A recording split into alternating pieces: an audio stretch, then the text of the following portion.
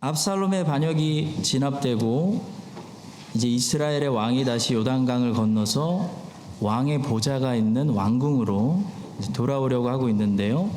네 사람이 나와서 돌아오는 왕을 영접하고 있습니다. 시므이하고 시바하고 무비보셋하고 바르실레가 등장합니다. 이 네 사람의 이야기를 담고 있는 것이 19장입니다.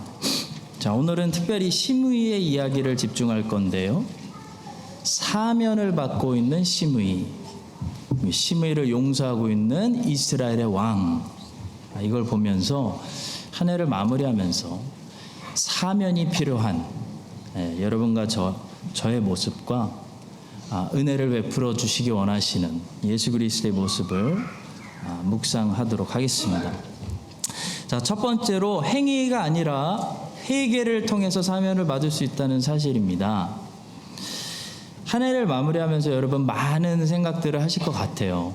저도 많은 생각들이 요즘 듭니다. 저는 제 자신을 한 해를 돌아보면서 나름 이런 최종 결론에 도달했습니다. 로마서 3장 4절의 말씀에 도달했습니다. 사람은 다 거짓되되 오직 하나님은 참되시다 할지어다. 2023년 한 해 동안 나는 뭐 했는가 돌아보면 열심히 죄짓고 참 많이 불순종했다, 그 생각밖에 안 들어요. 근데 하나님은 2023년 한 해 동안 무엇을 하셨는가 이렇게 돌아보니까 하나님이 신실하게 약속하시고 작정하신 것들을 다 성취해 주셨더라고요. 성도 여러분, 종교는 행위를 통해 공로를 가지고 하나님께 나오라고 선전하지만 성경은 행위를 통해 하나님께 나올 생각이라면 너는 꿈도 꾸지 말라라고 말씀합니다. 성경은 회개를 통해 하나님께 나와라 라고 말씀합니다.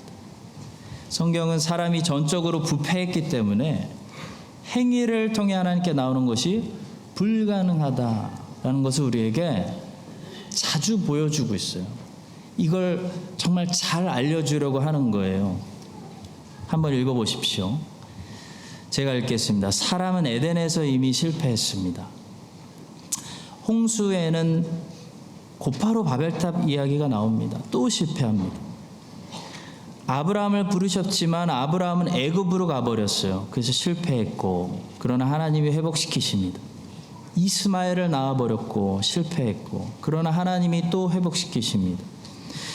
출애굽했지만 시내산에서 금송아지 만들어서 실패했고, 그러나 멸하시지 않으셨습니다. 첫 돌판이 깨졌으며 그러나 두 번째 돌판을 주셨습니다.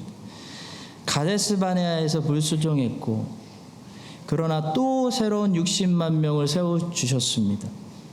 아이성에서 이미 실패했고 그러나 아간의 범죄를 사하시고 또 새롭게 하십니다.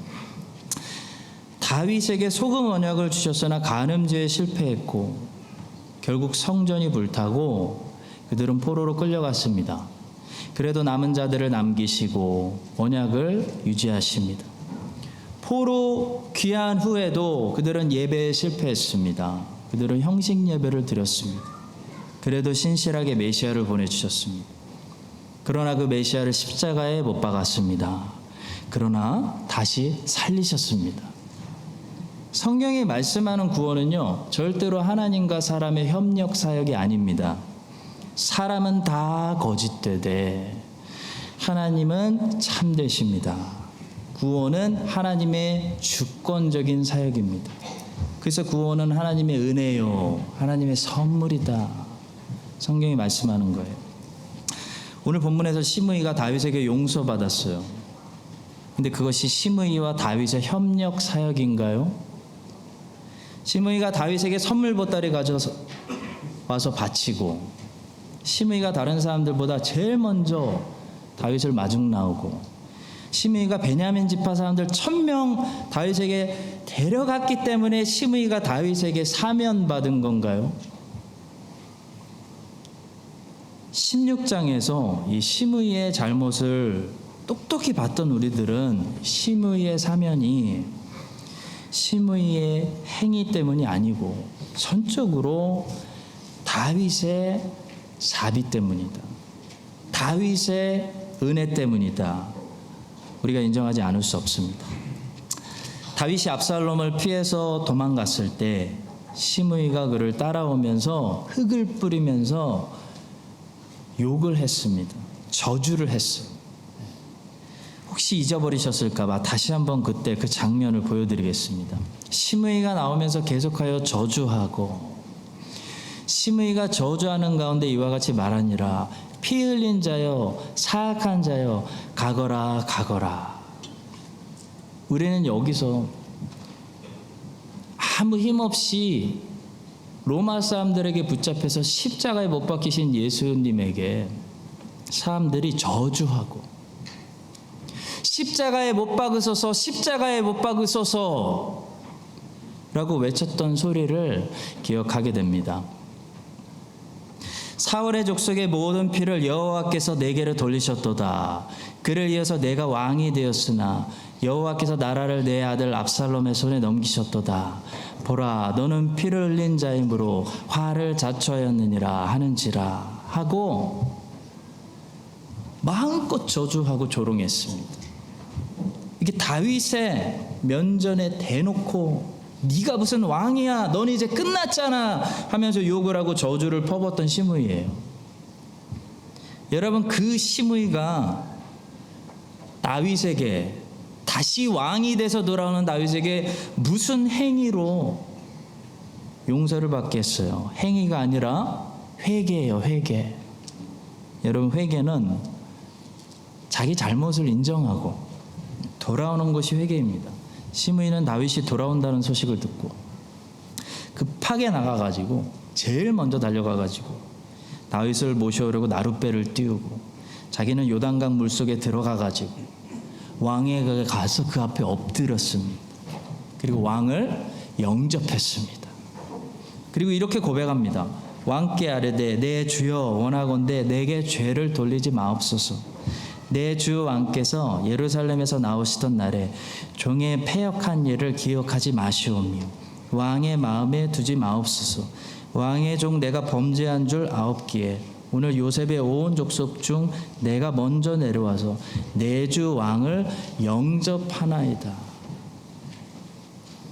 오늘 마지막 주일인데요, 한 해를 마무리하면서 하나님께 돌아오려고 하신다면 행위를 들고 돌아오려고 하지 마시고 회개를 통해 돌아오려고 하시기 바랍니다.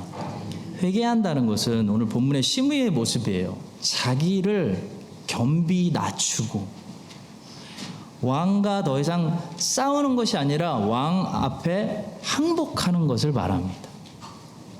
하나님은 우리가 아무리 시므이같이 잘못을 많이 한 죄인들이었습니다.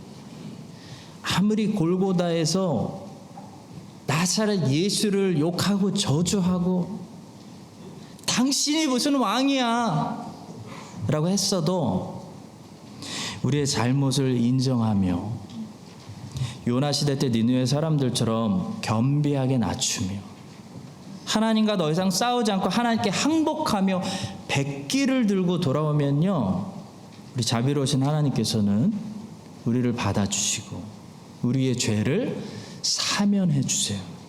새로운 기회, 새로운 한 해, 새롭게 왕을 위해서 한번 마음껏 살아볼 수 있는 인생을 우리 앞에 허락해 주시는 것입니다. 여러분, 이 사실을 기억하시고 새로운 기회가 이제 우리 코앞에 있어요. 새로운 기회를 주시기 원하시는 하나님께 항복하시고 회개하시고 회개를 통해 돌아오셔서 내일부터 새로운 삶을 받아서 마음껏 살아가시기를 예수님의 이름으로 간절히 축복합니다. 자, 그렇다면 이렇게 죄를 사면받은 시므이는 앞으로 어떻게 살아야 했을까요?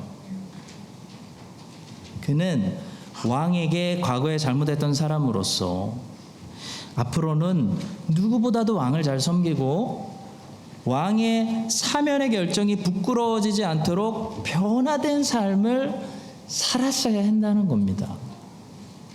근데 제가 볼 때 시므이가 그렇게 변하지 않은 것 같아요. 어떻게 할 수 있냐면 다윗이 나중에 왕위를 솔로몬에게 넘겨주면서 시므이에 대해서 어떻게 처리하라고 말해줄 때 이렇게 말한 것을 보니까 시므이가 다윗을 기쁘게 섬기지 않았구나라는 것을 알 수가 있습니다. 다윗이 솔로몬에게 시므이에 대해서 시므이를 사면해주고 평생 시므이가 어떻게 사는지 지켜봤던 다윗이 솔로몬에게 이렇게 말해줍니다. 열왕기상 2장 8절과 9절. 바울인 베냐민 사람 게라의 아들 시므이가 너와 함께 있나니 그는 내가 마하나임으로 갈 때 악독한 말로 나를 저주하였느니라. 그러나 그가 요단에 내려와서 나를 영접함으로 내가 여호와를 두고 맹세하여 이르기를 내가 칼로 너를 죽이지 아니하리라 하였노라. 그러나 그를 무죄한 자로 여기지 말지어다. 너는 지혜 있는 사람이므로 그에게 행할 일을 알지니 그의 백발이 피 가운데 수월에 내려가게 하라. 시므이가 다윗에게 사면받고 열심히 누구보다도 앞장서서 다윗의 편이 되어 왕을 위해 충성스러운 삶을 살았다면 다윗에게 이런 평가를 받지 않았을 거예요. 좋은 최종 평가를 받았을 거예요. 시므이가 나에게 한 것처럼 솔로몬아 너에게도 큰 힘이 될 거야 라고 했을 거예요. 시므이는 변하지 않았습니다. 시므이는 여전히 그대로 시므이로 끝까지 살았습니다. 그래서 솔로몬을 통해서 마지막 최종 기회를 받았는데 그것도 불순종해서 솔로몬에게 결국 처형당하게 됩니다. 시므이의 잘못을 본문에서 용서하고 있는 이 왕은 다윗은 왕의 자비를 보여주지만 시므이의 잘못을 나중에 처형하는 솔로몬은 왕의 공의를 우리에게 보여줍니다. 자비를 잘 살리지 않으면 공의와 마주쳐야 됩니다, 여러분. 시므이처럼 살면 큰일 나요.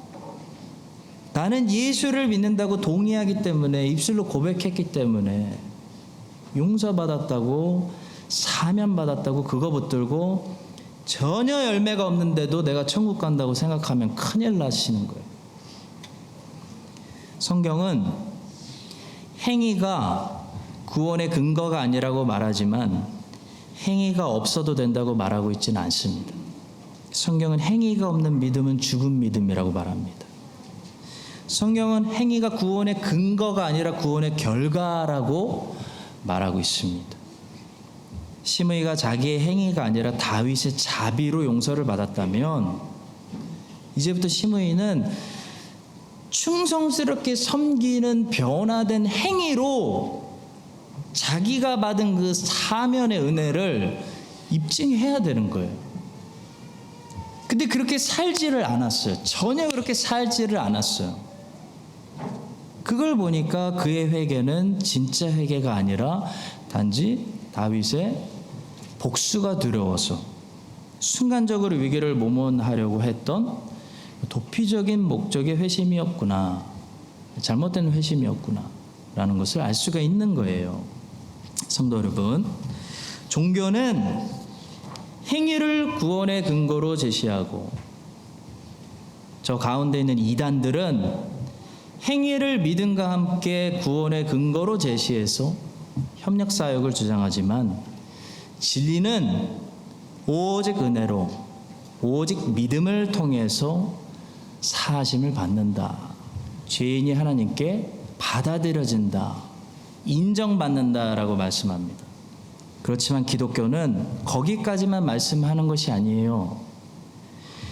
그렇게 은혜로 사면을 받은 사람들은 그 결과로 반드시 의로운 행위의 열매를 가지게 된다고 성경은 거기까지 말씀하고 있습니다. 여러분, 이 복음의 진리를 분명히 아시고 은혜로 사하심 받고 행위의 열매로 그 은혜가 증거로 나타나는 그런 삶을 내년에 함께 살아가시기를 예수님의 이름으로 간절히 축원합니다. 두 번째로 본문은 회개하는 죄인이 더 이상 하나님 원수가 아니고요, 용서하지 않는 사람이 이제는 하나님의 원수라는 사실입니다. 자, 본문은 놀랍게도 일단 시므이가 잘못했다고 회개하니까 다윗에게 쌍욕을 했던 시므이를 다윗의 원수라고 부르지 않고요, 다윗이 용서했는데도 용서하지 않고 여전히 미워하고 하평케 하지 않는 이 아비새를 다윗이 이제는 직접 네가 내 원수다라고 부르고 있어요. 본문 21절과 22절입니다. 수레아의 아들 아비새가 대답하여 이르되 시므이가 여호와의 기름 부으신 자를 저주하였으니 그로 말미암아 죽어야 마땅하지 아니하니까 하니라. 다윗이 이르되 수레아의 아들들아 내가 너희와 무슨 상관이 있기에 너희가 오늘 나의 원수가 되느냐. 오늘 어찌하여 이스라엘 가운데서 사람을 죽이겠느냐. 내가 오늘 이스라엘의 왕이 된 것을 내가 알지 못하리. 여러분, 사무엘상하를 보실 때 수르야의 아들들에 대해서 다윗이 자주 이렇게 얘기해요. 내가 너희들과 무슨 상관이 있느냐. 이것을 주목하셔야 돼요. 이 말은 너희들이 내 편에서 싸우고 있는 사람들처럼 겉모습은 보이지만 너희들은 항상 내 뜻과 반대되지 아니하냐. 너희들은 항상 내 말을 안 듣지 아니하냐. 이런 말씀이에요. 수르아의 아들들처럼 살아가는 사람들이 세상에 교회 안에 얼마나 많은지 몰라요. 다윗은 지금 다시 왕의 보좌에 복귀하고 있기 때문에 무척 기뻐서 그 기쁨 가운데서 자기에게 잘못된 사람을 용서해주고 있는 거예요. 다윗은 이 모든 반란의 사건이 일어나게 된 원인이 자기에게 있다고 생각하고 있어요. 자기가 밧세바와 간음해서 반란이 일어났기 때문에 왕위에서 쫓겨나고 하나님이 용서해 주셔서 나의 죄를 용서해 주셔서 다시 보호자로 돌아오고 있기 때문에 자기도 용서해 주고 있는 거예요. 그런데 이런 상황에서 아비새가 시므이를 죽인다. 여러분, 그러면 이 다윗의 기쁨이 하나님께 용서받고 용서해 주는 이 다윗의 기쁨이 어떻게 계속 기쁨이 되고 잔치가 될 수 있겠습니까? 따라서 여러분, 성경은 천국을 잔치로 표현하고 있는데요, 이 잔치에 참여하는 자, 곧 천국에 들어가는 자들 중에는 반드시 누가 한 사람도 없냐면 잔치를 망치는 자가 없어요. 곧 저 사람은 살려두면 안 됩니다. 저 사람이 어떻게 여기 있어요? 저 사람이 얼마나 잘못이 많은데 어떻게 여기 초대받을 수가 있어요? 라고 말할 사람은 그 자리에 한 사람도 없다는 거예요. 천국에 들어가는 모든 사람들은 어떤 사람들이라는 거예요? 결론적으로 용서받은 것처럼 다른 모든 사람들의 잘못을 용서해서 누군가를 미워하는 마음, 누군가를 대적하고 끊고 정죄하고 끝까지 사는 마음, 그것을 마음에서 다 이 땅에서 푸른 사람들만 거기에 있다는 거예요. 여러분, 천국에서 잔치가 열리는데 갑자기 한쪽에서 이런 소리가 들려요. 뭐 집사, 자네가 여기 웬일이야? 자네가 여기 있으면 안 되지. 주님 이의 있습니다. 그런 사람이 한 사람이라도 있을까요, 여러분? 없다는 거예요. 왜냐하면 그런 분들은 거기 못 오셨어요. 거기 들어간 분들은 전부 이 땅에서 우리가 죄인들이라 실수를 해서 서로에게 상처 주고 잘못하고 하잖아요. 그런 것들을 이 땅에서 다 탕감해 주고 누군가를 미워했던 그 마음들 다 풀고 오신 분들만 거기 있는 거예요. 누군가를 미워하고 그걸 이 땅에서 풀지 않고 그대로 가지고 있다가 주님을 만나면 천국의 문 앞에서 입장할 수가 없습니다. 요한일서 3장 15절은 말씀합니다. 그 형제를 미워하는 자마다 살인하는 자니 살인하는 자마다 영생이 그 속에 거하지 아니하는 것을 너희가 아는 바라. 마태복음 5장 22절 나는 너희에게 이르노니 형제에게 노하는 자마다 심판을 받게 되고 형제를 대하여 라가라 하는 자는 공회에 잡혀가게 되고 미련한 놈이라 하는 자는 지옥불에 들어가게 되리라. 마태복음 18장에 용서할 줄 모르는 종의 비유가 나오지 않습니까? 자기는 10,000달란트 엄청난 빚을 탕감받았어요. 여러분 1달란트가 여러분이 평생 일해도 못 버는 돈이에요. 근데 10,000달란트를 탕감받았어요. 근데 이 종이 100데나리온은 한 10,000불 정도 되는 돈이에요. 3개월 정도, 4개월 정도 일하면 벌 수 있는 돈. 그 정도 나에게 잘못한 사람, 빚진 자를 탕감해 주지 않았을 때 어떻게 된다고 말씀하셨죠? 이에 주인이 그를 불러다가 말하되 악한 종아, 내가 빌기에 내가 내 빚을 전부 탕감하여 주었거늘 내가 너를 불쌍히 여긴과 같이 너도 내 동료를 불쌍히 여김이 마땅하지 아니하냐 하고 주인이 노하여 그 빚을 다 갚도록 그를 옥졸들에게 넘기니라. 여기서 비유는 끝나고요. 주님이 제자들을 바라보시면서 최종 결론으로 이렇게 말씀하셨습니다. 너희가 각각 마음으로부터 끊고 사는 게 용서가 아니에요. 마음으로부터 형제를 용서하지 아니하면, 그거 탕감해 주지 아니하면 나의 하늘 아버지께서도 너희에게 똑같이 하시리라 말씀하셨어요. 초대교회 시대 때 로마 사람들이, 세상 사람들이 밖에서 볼 때, 교회를 볼 때 초대교회의 특징이 무엇이었냐면 서로 사랑하는 것이었습니다. 여러분, 교회에 들어오지 않고 교회 밖에서 교회를 바라보고 있는 이 로마 사람들의 눈에 뭐가 보이겠어요? 뭐가 보일 수 있겠습니까? 뭐 설교가 들리겠어요? 성경을 읽겠어요? 그 사람들이. 교회 밖에서 교회를 바라보던 로마 사람들의 눈에 이 기독교인들의 특징이 한 가지가 분명히 나타났는데 저 사람들은 서로 뜨겁게 사랑한다는 것이었어요. 그래서 사도 요한은 이렇게 편지를 썼습니다. 우리는 형제를 사랑함으로 사망에서 옮겨 생명으로 들어간 줄을 알거니와 사랑하지 아니하는 자는 사망에 머물러 있느니라. 이 말씀이 당시 초대교회 사람들에게는 너무 공감이 되는 자연스러운 말이었어요. 교회 안에는 사랑이 있고 교회 밖에는 사랑이 없었어요. 근데 오늘날 세상 사람들이 밖에서 우리 한국 교회를 볼 때 우리 민족 교회의 특징이 뭡니까? 싸움이에요, 싸움. 서로 당짓고 미워하는 거예요. 그것이 세상 사람들의 눈에 보이는 한국 기독교의 특징일까봐 두려워요. 성도 여러분, 천국에 가는 사람들은 분명히 기억하십시오. 10,000달란트만 탕감받은 사람들이 천국 가는 거 아니에요.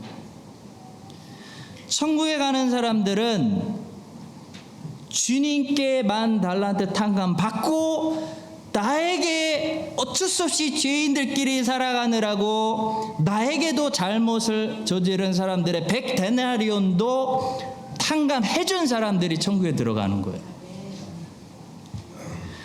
예수 그리스도의 십자가를 통해서 용서받은 사람만 천국 가는 거 아니에요. 천국 못 갈 수도 있어요.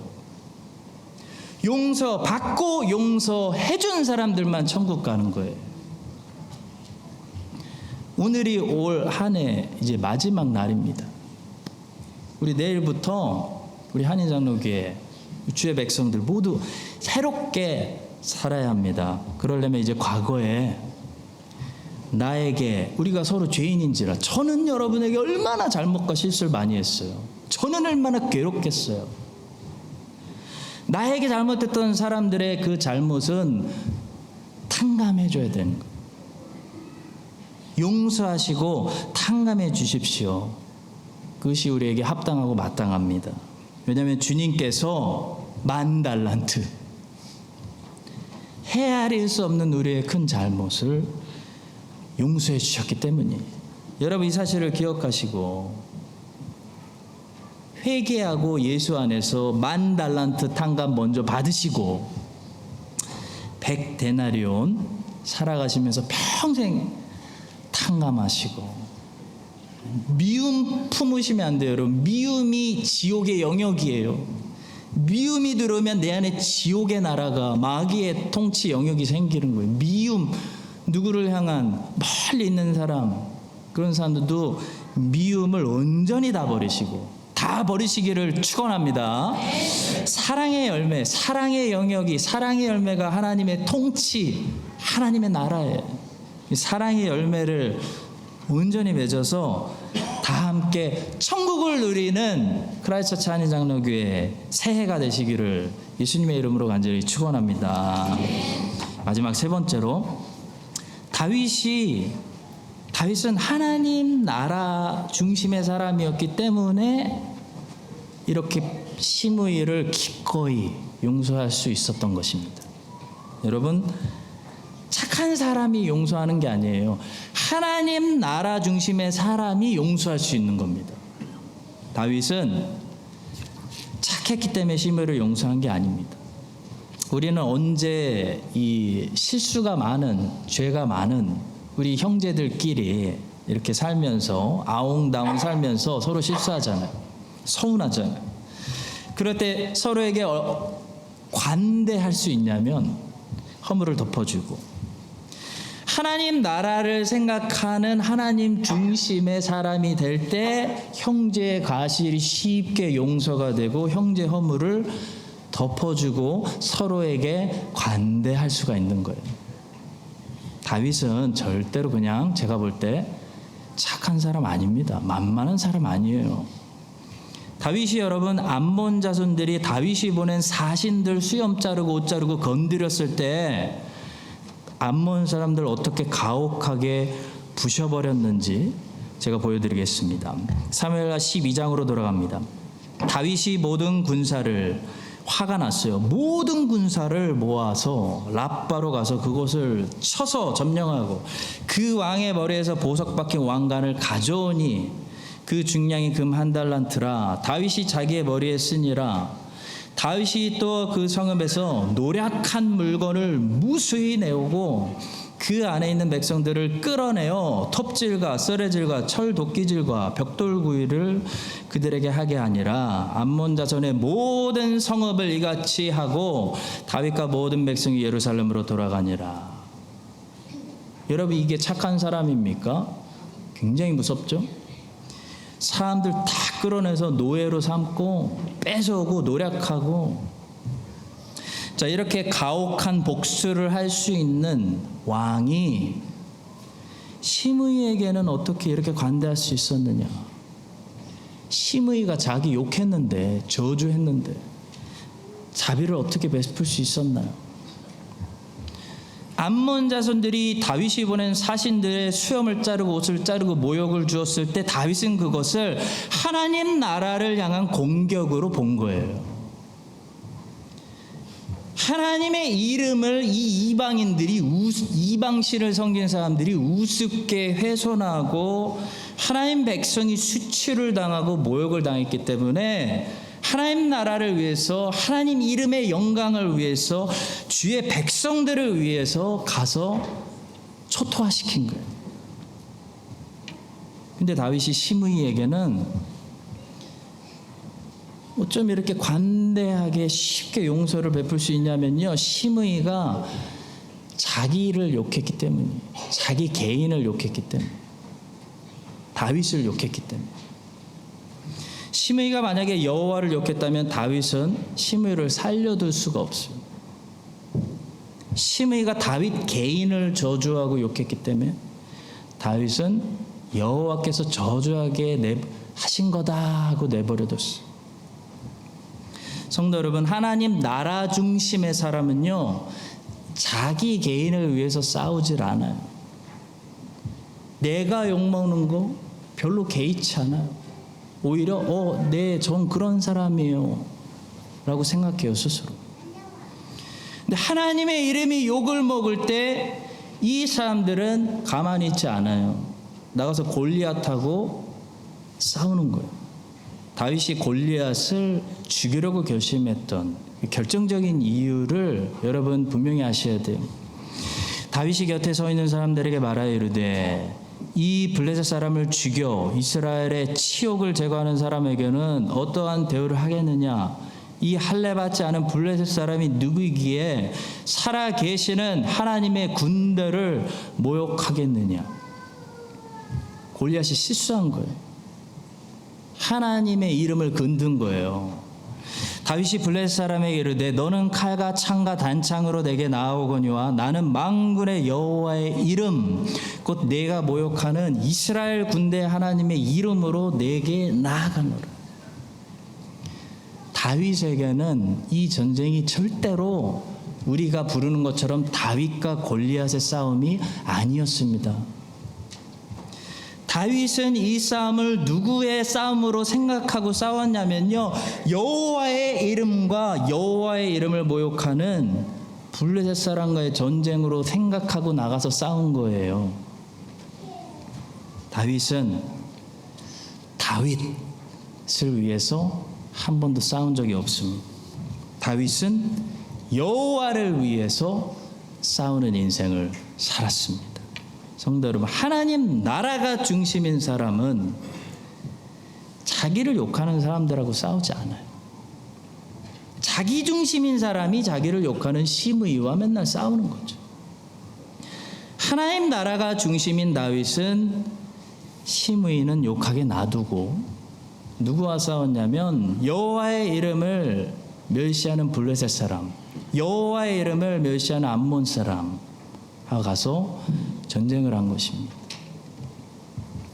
마지막으로 왜 여러분과 제가 새해에는 우리도 이렇게 나 개인 중심, 나를 위해 싸우는 인생, 내 문제만 1년 내내 생각하고 내 문제를 위해서 싸우는 인생이 아니라 하나님 나라 중심으로 삶을 살아야 되는지 설명해드리고 마치겠습니다.